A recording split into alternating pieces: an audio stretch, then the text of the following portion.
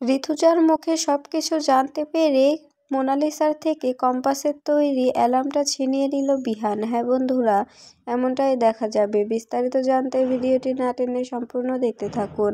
গল্পের শুরুতেই দেখা যাবে কম্পাস অ্যালার্মটা নিয়ে স্পটে পৌঁছানোর জন্য বেরিয়ে পড়ে বাড়ি থেকে। এরপরে দেখা যায় গলির মধ্যেই কম্পাসকে ঘেরাও করে ধরে কয়টা মেয়ে। এদিকে দেখা যায় মোনালিসা অ্যালার্মের জন্য উতালপাতাল করতে থাকে। বারবার গেটের সামনে এসে দাঁড়িয়ে থাকে আর বারবার দেখতে থাকে যে এখন আসছে কিনা। এরপরে বিহান এসে বলতে থাকে, কি মোনালিসা, তুমি এখানে কি করছো? এখানে কেন এসেছো?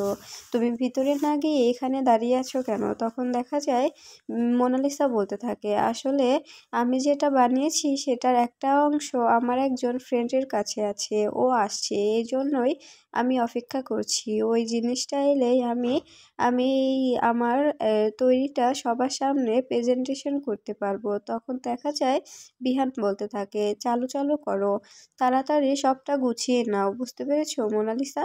তখন মোনালিসা বলতে থাকে, হ্যাঁ হ্যাঁ বিহান, আমি সবটা একসঙ্গে করে সবটা গুছিয়ে প্রেজেন্টেশন করব, আমি তোমার মুখ উজ্জ্বল করবই। তখন দেখা যায় বিহান বলতে থাকে, হ্যাঁ তুমি কিন্তু সবটা ভালো মতো করবে, আমাদের নোবেল ফিউচারে যেন কোনো কথা না শুনতে হয়।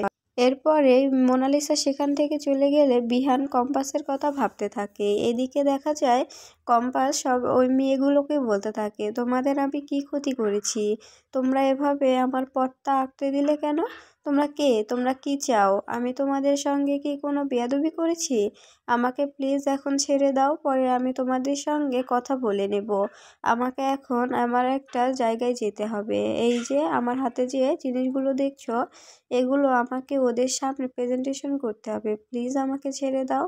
এভাবে আমাকে পথটা আটকে দিও না। আমাকে প্লিজ ছেড়ে দাও। এরপরে দেখা যায় মেয়েগুলো কম্পাসকে ধাক্কা দিয়ে মাটিতে ফেলে দেয়।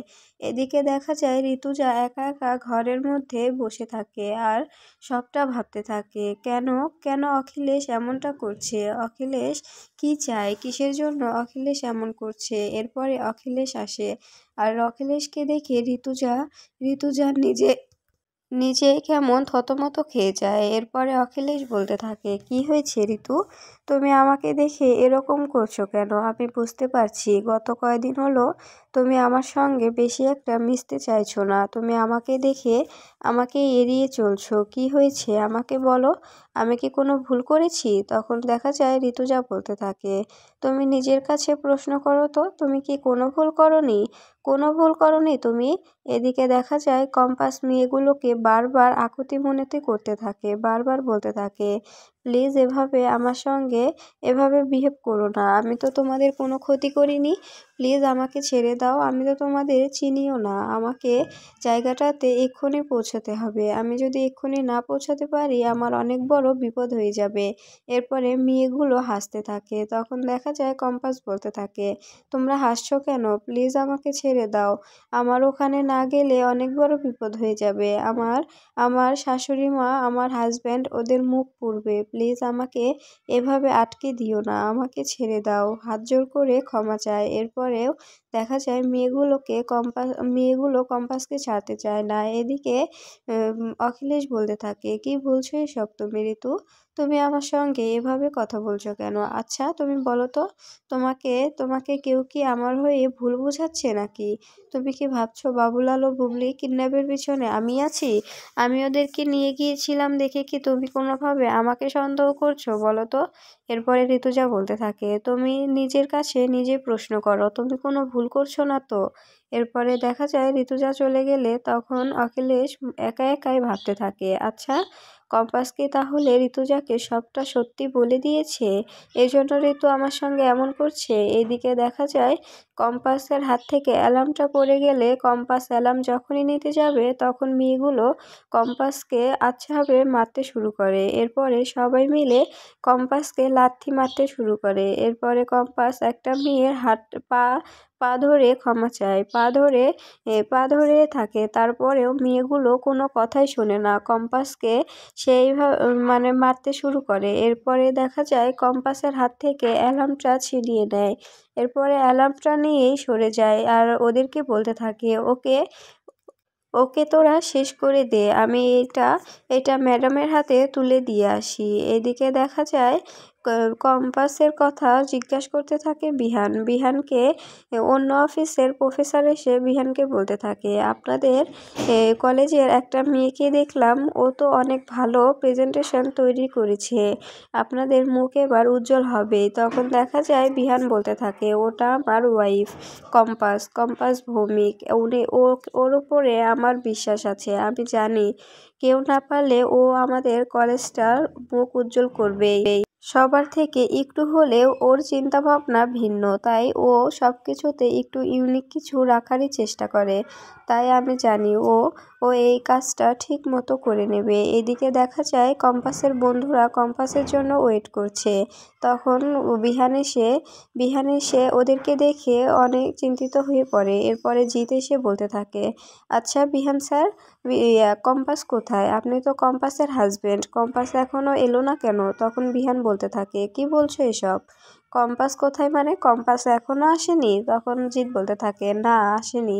এদিকে দেখা যায় কম্পাসকে অনেকভাবে মারতে থাকে মেয়েগুলো। এরপরে কম্পাস মাটিতে লুটিয়ে পড়ে আর বলতে থাকে, প্লিজ আমাকে ছেড়ে দাও, আমার ওখানে যেতেই হবে, না গেলে আমার অনেক বড় বিপদ হয়ে যাবে। বিহান স্যার আমাকে আবার ভুল বুঝবে, প্লিজ তোমরা আমাকে ছেড়ে দাও। এরপরে দেখা যায় কম্পাস আস্তে আস্তে জ্ঞান হারিয়ে ফেলে। ও নিজের মাকে ডাকতে শুরু করে। এরপরে দেখা যায় কম্পাস বলতে থাকে, বিহান স্যার প্লিজ আমাকে বাঁচান, আপনি কোথায়? আমাকে ওরা মেরে ফেলবে, প্লিজ বাঁচান।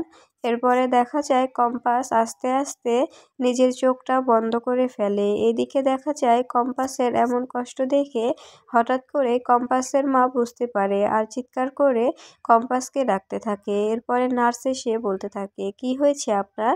আপনি এমন করছেন কেন? তখন দেখা যায় কম্পাসের মা বলতে থাকে, আমার কম্পাস কোথায়? তখন নার্স বলতে থাকে, আপনার কম্পাস অনেক ভালো আছে, যার এমন একটা সুন্দর শাশুড়ি আছে, এমন ভগবানের মতো শাশুড়ি আছে, সে কি আর খারাপ থাকতে পারে বলুন? ওর সঙ্গে আমার কথা হয়েছে, ও অনেক ভালো আছে, আপনি ওকে নিয়ে কোনো টেনশন করবেন না।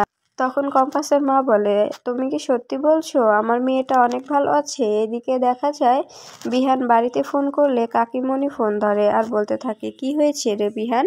তখন বিহান বলতে থাকে, আচ্ছা কাকিমণি, কম্পাস বাড়ি থেকে বেরোয়নি? তখন দেখা যায় কাকিমণি বলতে থাকে, ও তো প্রায় 45 মিনিট আগে বেরিয়ে গিয়েছে, কেন ও এখনো ওখানে পৌঁছায়নি? তখন বিহান বলতে থাকে, না এখনো তো পৌঁছায়নি, এখনই তো অনুষ্ঠানটা শুরু হয়ে যাবে, কিন্তু ও তো এখনো পৌঁছায়নি।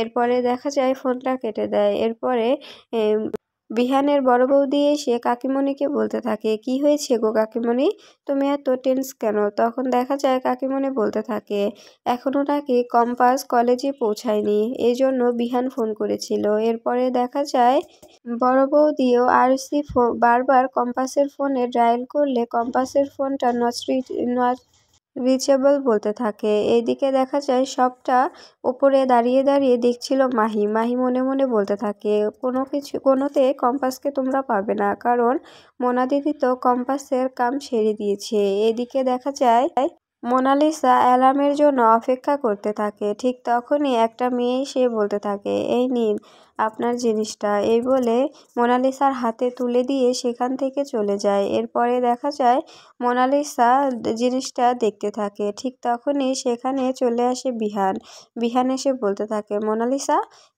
এখনো তুমি এখানে কি করছো? তখন মোনালিসা বিহানকে দেখে ভয় পেয়ে যায়। এরপরে বিহানকে ঋতুজা ফোন করে সব কিছু বলে দিলে তখন মোনালিসাকে বলতে থাকে, বিহান তুমি এভাবে কি করে এটা করতে পারলে? তুমি কেন কম্পাসের জিনিসটা কম্পাসের হাত থেকে ছিনিয়ে নিয়েছো? কম্পাসের অ্যালার্মটা তুমি আমার হাতে তুলে দাও, তা না হলে কিন্তু তোমাকে পস্তাতে হবে, আমি তোমাকে বলছি। এরপরে মোনালিসা ভয় পেয়ে বিহানের হাতে অ্যালার্মটা তুলে দেয় আর বলতে থাকে, প্লিজ বিহান, তুমি আমাকে ক্ষমা করে দাও। এদিকে দেখা যায় কম্পাসকে বস্তায় পুরে পানিতে ফেলে দেয় মোনালিসার পাঠানো মেয়েগুলো।